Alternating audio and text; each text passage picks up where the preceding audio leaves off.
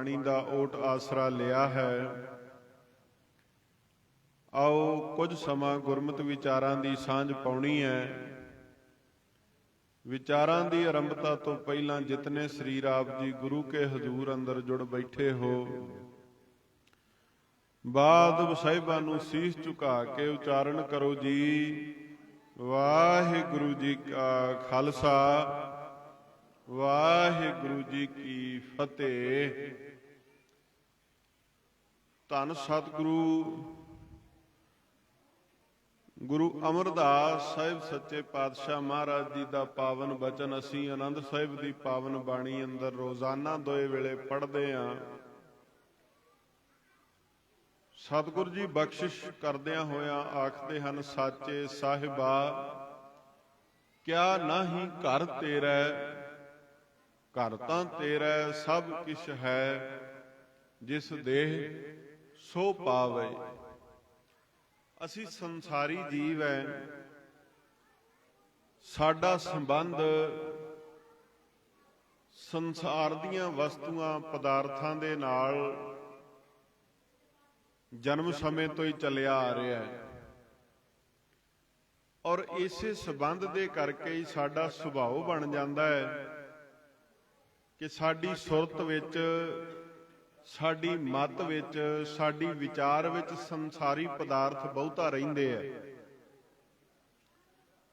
असी जदों सतगुरु दे दर दे उत्ते आके मंगण दी गल करिए ना, ते आम ही साडे लफ्ज हुंदे आ सतगुरु दे अगे। साडियां अरदासां बेनतियां हुंदियां, कोई कारोबार दी तरक्की मंगदा है, कोई धीआं पुत्रां दे लई चंगे घर-बार मंगदा है, पैसा दौलत धन मंगदे हैं, सेहत दी तंदुरुस्ती मंगदे हैं। मतलब वो कुछ मंगदे हैं जिहड़ा कुछ ना केवल संसार दे सामने ही रहण वाला है। बहुत थोड़े इदां दे हैन जिहड़े सिੱਖੀ मंगदे ने, जिहड़े धर्म मंगदे ने। बहुत थोड़ियां रूहां विरलियां इदां दियां जिन्हां नूं सतगुरु दे दर तो मंगना भी आउंदा है। संसारी पदार्थ मंगण तो किते मना नहीं कीता गया, पर संसार दे पदार्थां दे नाल नाल परमार्थ दी असल सांझ दी जिहड़ी बात है, गुरु नानक दे घर विचों ਉਹ भी प्राप्त ਹੁੰਦੀਆਂ ने दातां, जिन्हां दातां नूं संसार ते निरंकार दे देश दोई पासी असीं वरत सकते हैं। पदार्थां दा सुभाव है, पदार्थ तुसीं केवल संसार ते ही वरत सकते हो, पर नाम दा विशेष गुण यह है भी नाम सदा ही साडे नाल चलण वाली दात है। प्रभु दी बंदगी साडी आत्मा दी मित्र बन जाती है। साहिब दी बाणी दा एक वचन आउंदा, सतगुरु कहंदे ने गुर का बचन बसै जी नाले। गुरु की बाणी विचों किते इदां दा इतिहास चों वचन लभ के विखाओ, नहीं लभेगा भी जिथे सतगुरां ये कहा होवे भी धन दौलत धीआं पुत्र आत्मा दे साथी बनदे। आत्मा दा साथी, जिंद दा साथी केवल नाम है। इसे करके सतगुरु ने समझाया, भाई संसार दे पदार्थां तो अगली बात है भी सतगुरु दे कोलों नाम दी मंग करिए। और एक वचन ये भी करदा चलिया जावां कि शुकराना करना भी हर किसी दे वस दी बात नहीं हुंदी। हर बंदा शुक्र भी नहीं कर सकदा रब दा। शुक्र करना, शुक्र लफ्ज कहना बड़ा सौखा है, पर यह शुक्र, शुकराना ये एडी छेती आपां कर नहीं सकते, साडे तो हुंदा नहीं। कारण की है भी शुकराना करन तो पहला संतुष्टि दा होना जरूरी है। पदार्थां दे नाल तुसीं ते मैं कदी रज नहीं सकते। पदार्थां दा सुभाव है, जिहड़े पदार्थ सानूं बहुत चंगे लगदे होण ना छकण विच, असीं एक दिन खा के थोड़ो कहीदा भी हुण सदा लई रज गए, कहीदा कल नूं फेर मिल जाण ते चंगी गल है। चंगा कपड़ा पा के थोड़ो आखीदा भी एक बारी पाया ते हुण बस नहीं, कहीदा बार बार पावांगे, चंगा बड़ा लगा मन। सतगुरु दा नाम ऐसी खेड है। साहिब सच्चे पातशाह महाराज कहंदे ने एक भोजन वो है जिहड़ा पदार्थां दा है, जिन्हों छकिया ते दोहरे छकना पैंदा है। एक भोजन है नाम रूपी भोजन, जिहदे बाबत सतगुरु कहंदे ने तृप्त भई सच भोजन खाया। ਉਹ ਨਾਮ ਰੂਪੀ ਭੋਜਨ ਜਿਹੜਾ ਸਾਡੀ ਆਤਮਾ ਦਾ, ਜਿੰਦ ਦਾ, ਜਿਹੜੀ ਅਸਲ ਰੂਹ ਦੀ ਖੁਰਾਕ ਹੈ, ਜਦੋਂ ਉਸ ਭੋਜਨ ਦੇ ਨਾਲ ਸਾਡਾ ਵਾਹ ਵਾਸਤਾ ਪਵੇ ਤਾਂ ਸਾਹਿਬ ਕਹਿੰਦੇ ਫਿਰ ਤ੍ਰਿਪਤੀ ਵੀ ਤੁਰੀ ਆਉਂਦੀ ਹੈ। ਸ਼ੁਕਰਾਨਾ ਉਹੀ ਬੰਦਾ ਕਰ ਸਕਦਾ ਜਿਹੜਾ ਰੱਬ ਦੇ ਦਿੱਤੇ ਵਿੱਚ ਸੰਤੁਸ਼ਟ ਹੋਵੇ। ਬਿਨਾਂ ਸੰਤੁਸ਼ਟੀ ਤੋਂ ਸ਼ੁਕਰਾਨਾ ਕਦੀ ਕੋਈ ਕਰ ਹੀ ਨਹੀਂ ਸਕਦਾ। ਸਾਹਿਬ ਦੀ ਬਾਣੀ ਨੇ ਇੱਕ ਵਚਨ ਆਖਿਆ ਵੀ ਬੰਦਾ ਪਦਾਰਥਾਂ ਦੇ ਨਾਲ ਨਹੀਂ ਰੱਜਦਾ। ਤੁਸੀਂ ਹਾਲ ਵੇਖ ਲਓ ਆਪਣਾ, ਮੇਰਾ, ਅਸੀਂ ਕਿਸੇ ਨੂੰ ਦਸੀਏ ਚਾਹੇ ਨਾ ਦਸੀਏ, ਪਰ ਹਾਲ ਇਹੀ ਹੈ। ਸਾਡੇ ਘਰ ਵਿੱਚ ਮੋਟਰਸਾਈਕਲ ਹੈ ਆਮ ਜਿਹਾ, ਤੇ ਕਹਾਂਗੇ ਗਵਾਂਢੀ ਦੇ ਬੁਲਟ ਹੈ, ਉਹ ਚਾਹੀਦਾ। ਚਲੋ ਗੁਰੂ ਤਰਸ ਕਰਦਾ ਹੈ, ਸਾਡੇ ਕੋਲ ਬੁਲਟ ਵੀ ਆ ਜਾਂਦਾ, ਫਿਰ ਅਸੀਂ ਕਹਿੰਦੇ ਵੀ ਗਵਾਂਢੀ ਦੇ ਕਾਰ ਆ, ਸਾਨੂੰ ਕਾਰ ਚਾਹੀਦੀ ਹੈ। ਕਾਰ ਤੱਕ ਵੀ ਪਹੁੰਚ ਜਾਂਦੇ, ਫਿਰ ਆਖੀਦਾ ਵੀ ਸਾਡੀ 5 ਸੀਟਾਂ ਵਾਲੀ ਗਵਾਂਢੀ ਦੀ 7 ਵਾਲੀ ਹੈ, ਹੁਣ ਉਹ ਵੀ ਚਾਹੀਦੀ ਹੈ। ਇਉਂ ਕਰਕੇ ਤ੍ਰਿਸ਼ਨਾ ਤੁਰੀ ਜਾਂਦੀ ਹੈ। ਸਮੁੰਦਰ ਦੇ ਕੰਢੇ ਤੇ ਖਲੋ ਕੇ ਵੇਖਿਓ, ਸਮੁੰਦਰ ਦੇ ਵਿੱਚੋਂ ਉੱਠਣ ਵਾਲੀ ਲਹਿਰ ਨਾ ਵੇਖਣ ਨੂੰ ਇੱਕੋ ਹੀ ਲੱਗੇਗੀ, ਉਦਾਂ ਦਾ ਹਾਲ ਸਾਡਾ ਹੈ। ਇੱਕ ਇੱਛਾ ਪੂਰੀ ਹੋਈ, ਕਹਾਂਗੇ ਚਲਾ ਪੂਰੀ ਹੋ ਜਾਏ ਬਾਬਾ, ਇਹ ਤੋਂ ਬਾਅਦ ਨਹੀਂ ਮੰਗਦੇ। ਪਰ ਜਦੋਂ ਉਹ ਪੂਰੀ ਹੋ ਜਾਂਦੀ ਹੈ ਤੇ ਫਿਰ ਅਗਲੀ ਦੇ ਲਈ ਮਨ ਤਿਆਰ ਹੁੰਦਾ ਹੈ। ਸਮੁੰਦਰ ਦੇ ਕੰਢੇ ਤੇ ਲਹਿਰਾਂ ਏਦਾਂ ਹੀ ਆਉਂਦੀਆਂ ਨੇ, ਇੱਕੋ ਹੀ ਦਿਸਦੀ ਆਉਂਦੀ ਹੋਈ, ਉਹ ਆ ਕੇ ਕਿਨਾਰਿਆਂ ਨਾਲ ਸਮਾਪਤ ਹੁੰਦੀ ਹੈ ਤੇ ਸਮੁੰਦਰ ਵਿੱਚ ਝਾਤ ਮਾਰੋ, ਦੂਜੀ ਫੇਰ ਤੁਰੀ ਆਉਂਦੀ। ਮਨ ਦੀਆਂ ਇਛਾਵਾਂ ਦਾ ਹਾਲ ਇਹ ਹੈ। ਸੰਤੋਖ ਤੋਂ ਬਿਨਾਂ ਸ਼ੁਕਰ ਕੋਈ ਨਹੀਂ। ਸ਼ੇਖ ਸਾਦੀ ਦੇ ਜੀਵਨ ਦੀ ਇੱਕ ਗਾਥਾ ਮੈਨੂੰ ਯਾਦ ਆਈ। ਅਰਬ ਦੇ ਬਹੁਤ ਵੱਡੇ ਉਹ ਖੁਦਾ ਪ੍ਰਸਤ ਇਨਸਾਨ ਹੋਏ ਨੇ ਸ਼ੇਖ ਸਾਦੀ। ਲਿਖਿਆ ਬੜਾ ਸੋਹਣਾ ਉਹਨਾਂ ਨੇ, ਕਿਤਾਬਾਂ ਗੁਲਿਸਤਾਂ ਬੋਸਤਾਂ ਪੜ੍ਹਨ ਵਾਲੀਆਂ ਉਹਨਾਂ ਦੀਆਂ, ਹੋਰ ਵੀ ਰਚਨਾ ਬੜੀਆਂ, ਪਰ ਖਾਸ ਕਰਕੇ ਜੋ ਪੰਜਾਬੀ ਵਿੱਚ ਪੜ੍ਹੀਆਂ ਜਾਂਦੀਆਂ ਨੇ ਉਹਨਾਂ ਦਾ ਤਰਜਮਾ ਪੰਜਾਬੀ ਵਿੱਚ ਕੀਤਾ ਹੋਇਆ। ਬੜੇ ਵੱਡੇ ਵਿਦਵਾਨ ਸਨ।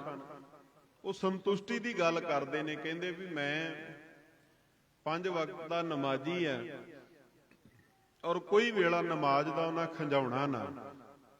ਗਰਮੀਆਂ ਦੇ ਦਿਨ ਆਪਣੇ ਘਰ ਤੋਂ ਤੁਰੇ, ਮਸੀਤ ਤੇ ਜਾਣਾ ਸੀ, ਮਸੀਤ ਵੱਲ। ਅੱਜ ਵਾਂਗੂ ਪੱਕੇ ਰਾਹ ਨਹੀਂ ਸੀ, ਕੱਚੇ ਰਸਤੇ ਤੇ ਤੁਰੇ ਜਾ ਰਹੇ ਨੇ ਤੇ ਐਨ ਸਿਖਰ ਦੁਪਹਿਰ ਲੱਗੀ ਹੋਈ ਤੇ ਤਪਦੀ ਰੇਤ।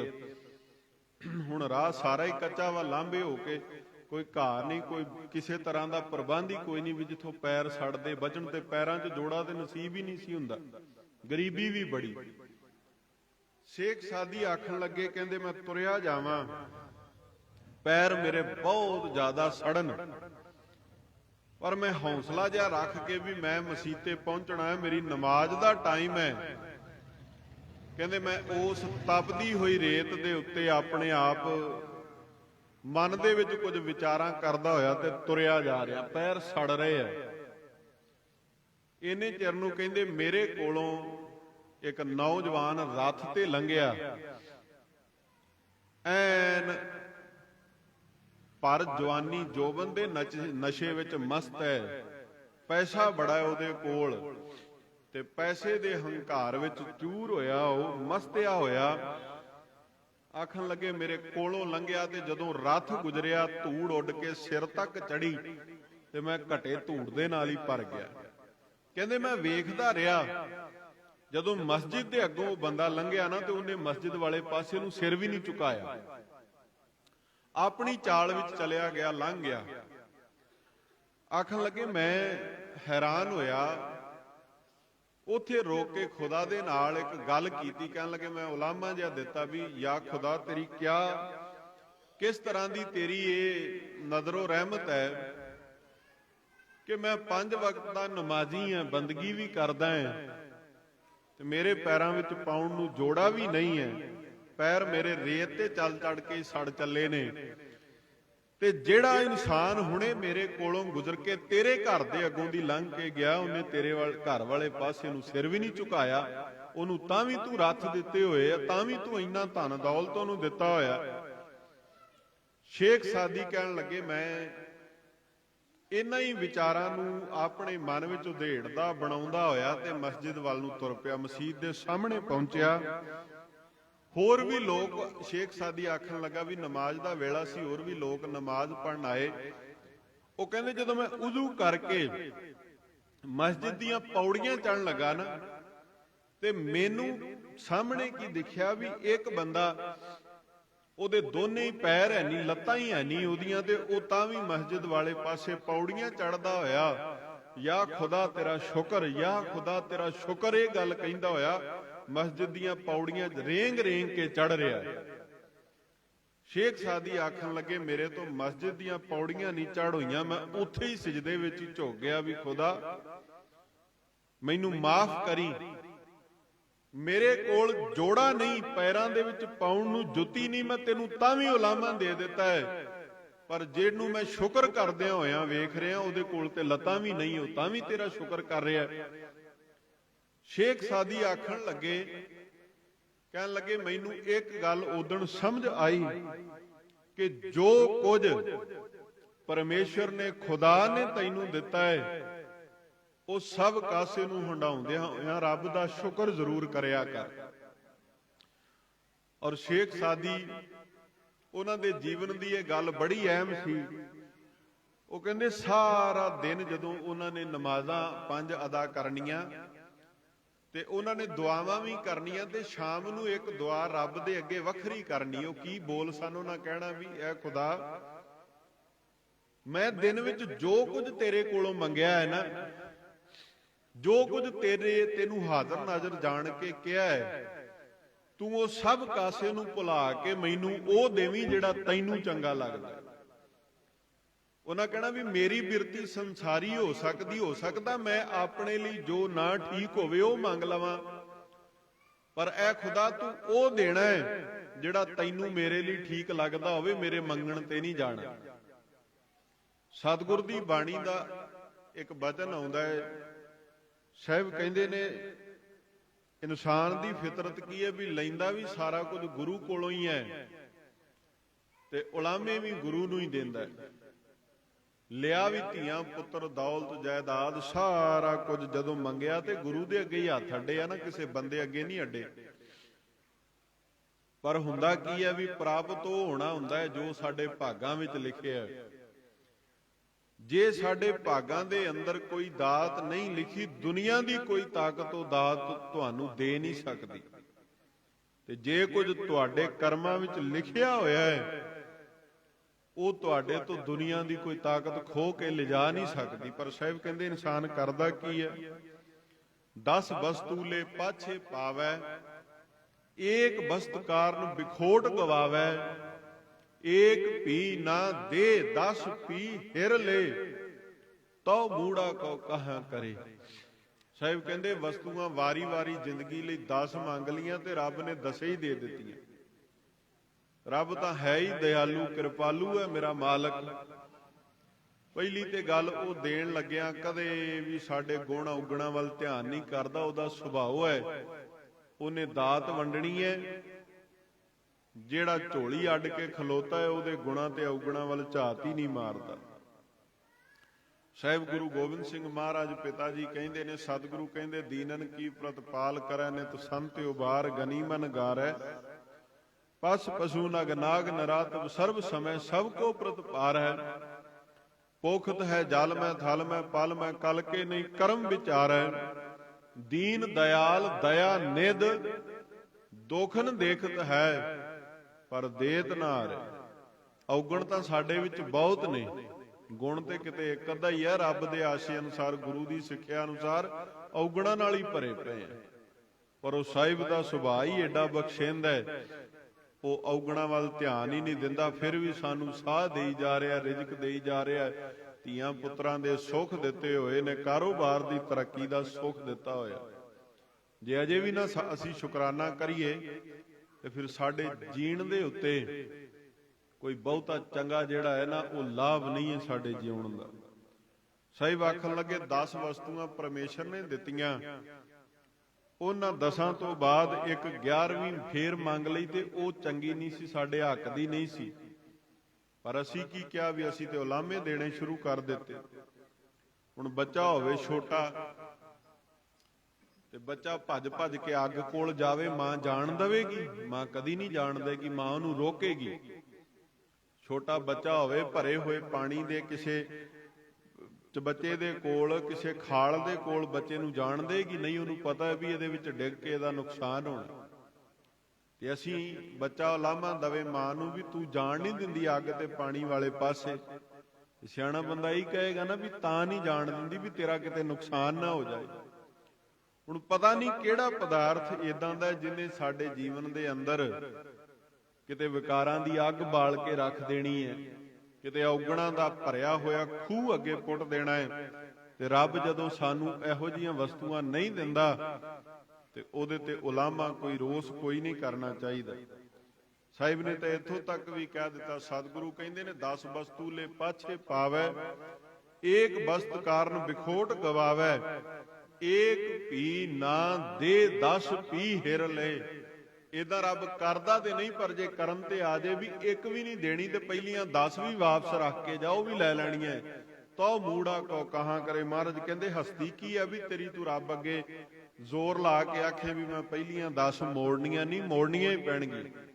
ਪਰ ਉਹ ਕਰਦਾ ਤੇ ਨਹੀਂ ਇਦਾਂ, ਪਰ ਜੇ ਕਰਨ ਤੇ ਆ ਜਾਵੇ ਤੇ ਤੇਰੀ ਕੋਈ ਤਾਕਤ ਨਹੀਂ ਹੈ ਰੱਬ ਦੀ ਦਿੱਤੀ ਹੋਈ ਦਾਤ ਉਹ ਵਾਪਸ ਮੰਗੇ ਤੇ ਤੂੰ ਕਹੇ ਮੈਂ ਦੇਣੀ ਨਹੀਂ। ਸਾਹਿਬ ਕਹਿੰਦੇ ਫਿਰ ਕਰਨਾ ਪਤਾ ਕੀ ਚਾਹੀਦਾ ਹੈ? ਤਾਕਤਵਾਰ ਬੰਦੇ ਅੱਗੇ ਇੱਕੋ ਗੱਲ ਹੀ ਚੱਲਦੀ ਹੈ, ਜਿਸ ਠਾਕੁਰ ਸਿਓ ਨਾਹੀ ਚਾਰਾ ਤਾਂ ਕੋ ਕੀਜੈ ਸਦ ਨਮਸਕਾਰਾ। ਆਪਣੇ ਤੋਂ ਵੱਡੇ ਅੱਗੇ ਅਸੀਂ ਹੱਥ ਹੀ ਜੋੜ ਸਕਦੇ ਹਾਂ ਤੇ ਦੁਨੀਆ ਦੇ ਅੱਗੇ ਜੁੜੇ ਹੋਏ ਹੱਥ ਸਾਡਾ ਤਮਾਸ਼ਾ ਬਣਦੇ ਨੇ। ਗੁਰੂ ਦੇ ਅੱਗੇ ਜੋੜੇ ਹੋਏ ਹੱਥ ਸਾਡੇ ਜੀਵਨ ਵਿੱਚ ਤਬਦੀਲੀ ਲੈ ਆਉਂਦੇ ਨੇ। ਜਦੋਂ ਹੱਥ ਗੁਰੂ ਦੇ ਅੱਗੇ ਜੋੜਦੇ ਆ ਨਾ, ਉਹਨਾਂ ਹੱਥ ਜੋੜਨ ਵਿੱਚ ਤੇ ਕਿਸੇ ਬੰਦੇ ਅੱਗੇ ਹੱਥ ਜੋੜਨ ਵਿੱਚ ਬੜਾ ਫਰਕ ਜੇ। ਇਹ ਵੀ ਸੱਚ ਕਰਕੇ ਜਾਣਿਓ। ਸਾਹਿਬ ਕਹਿੰਦੇ ਨੇ ਮਾਨੁਖ ਕੀ ਟੇਕ ਬ੍ਰਿਥੀ ਸਭ ਜਾਨ, ਦੇਵਨ ਕੋ ਇੱਕ ਹੈ ਭਗਵਾਨ, ਜਿਸ ਕੈ ਦੀਆ ਰਹੇ ਅਗਾਏ, ਬੌਰ ਨ ਤ੍ਰਿਸ਼ਨਾ ਲਾਗੈ ਆਏ। ਕਿਸੇ ਬੰਦੇ ਦੇ ਕੋਲੋਂ ਤੁਸੀਂ ਮੰਗਣ ਜਾਓ, 1-2 ਵਾਰ ਮੰਗੋਗੇ ਮਿਲ ਜੂ ਚੀਜ਼, ਤੀਜੀ ਚੌਥੀ ਵਾਰੀ ਅਗਲਾ ਕਹੇਗਾ ਭਾਈ ਤੂੰ ਤੇ ਰੋਜ਼ ਦਾ ਹੀ ਕੰਮ ਬਣਾ ਲਿਆ, ਬਾਰ-ਬਾਰ ਮੇਰੇ ਦਰਵਾਜ਼ੇ ਨਾ ਆਇਆ ਕਰ, ਮੇਰੇ ਤੋਂ ਤੇਰੀਆਂ ਮੰਗਾਂ ਨਹੀਂ ਪੂਰੀਆਂ ਹੁੰਦੀਆਂ। ਬਸ ਇੱਕੋ ਸਤਿਗੁਰ ਹੀ ਹੈ ਜਿਹਨੂੰ ਸਾਹਿਬ ਕਹਿੰਦੇ ਨੇ ਜਿਤੜੇ ਫਲ ਮਨ ਬਾਂਛੀਐ, ਤਿਤੜੇ ਸਤਿਗੁਰ ਪਾਸ। ਜਿੰਨੀਆਂ ਕੁ ਸਾਡੀਆਂ ਆਸਾਂ ਨੇ ਨਾ ਪੂਰੀਆਂ ਸਾਰੀਆਂ ਹੀ ਹੋ ਸਕਦੀਆਂ, ਪਰ ਇਹ ਵੇਖੀਏ ਵੀ ਸਾਡੀ ਆਸ ਕਿੱਦਾਂ ਦੀ ਹੈ। ਸਾਡੀ ਆਸ ਤੇ ਵੀ ਨਿਰਭਰ ਕਰਦਾ ਹੈ। ਹੁਣ ਅਸੀਂ ਕਹੀਏ ਵੀ ਗੁਆਂਢੀ ਦਾ ਬੁਰਾ ਕਰਾਉਣਾ ਤੇ ਇਹ ਆਸ ਅਸੀਂ ਗੁਰੂ ਦੇ ਕੋਲੋਂ ਪੂਰੀ ਕਰਾਉਣੀ, ਏਦਾਂ ਤੇ ਨਹੀਂ ਨਾ ਹੋਣ ਲੱਗਾ। ਮਹਾਰਾਜ ਦੀ ਬਾਣੀ ਤੇ ਸਰਬੱਤ ਦੇ ਭਲੇ ਦੀ ਗੱਲ ਸਿਖਾਉਂਦੀ ਹੈ। ਤੇ ਸਤਿਗੁਰੂ ਸੱਚੇ ਪਾਤਸ਼ਾਹ ਜੀ ਨੇ ਸਾਨੂੰ ਸਭੇ ਸਾਂਝੀ ਵਾਲ ਸਦਾਇਨ, ਤੂੰ ਕਿਸੇ ਨਾ ਦਿਸੈ ਬਾਹਰਾ ਜੀ ਉਹਦਾ ਸੁਨੇਹਾ ਦਿੱਤਾ ਹੈ ਵੀ ਜੇ ਰੱਬ ਸਾਰਿਆਂ ਵਿੱਚ ਵਸਦਾ ਹੈ ਤੇ ਤੇਰਾ ਭਲਾ ਕਰਨਾ ਹੈ ਤੇ ਉਹਨੇ ਦੂਜੇ ਦਾ ਵੀ ਭਲਾ ਹੀ ਕਰਨਾ ਹੈ। ਜੇ ਤੇਰੇ ਮਨ ਦੇ ਵਿੱਚ ਖਿਆਲ ਹੈ ਵੀ ਤੇਰੇ ਖਿਆਲ ਨਾਲ ਕਿਸੇ ਦਾ ਬੁਰਾ ਹੋ ਜਾਵੇਗਾ, ਏਦਾਂ ਨਹੀਂ, ਕਰਮਾਂ ਦਾ ਫਲ ਹੈ। ਆਪੋ ਆਪਣੇ ਕਰਮਾਂ ਦੇ ਅਨੁਸਾਰ ਅਸੀਂ ਜੀਵਨ ਦੇ ਅੰਦਰ ਆਪਣੇ ਫਲਾਂ ਨੂੰ ਭੋਗਦੇ ਪਏ ਹਾਂ। ਸਤਿਗੁਰੂ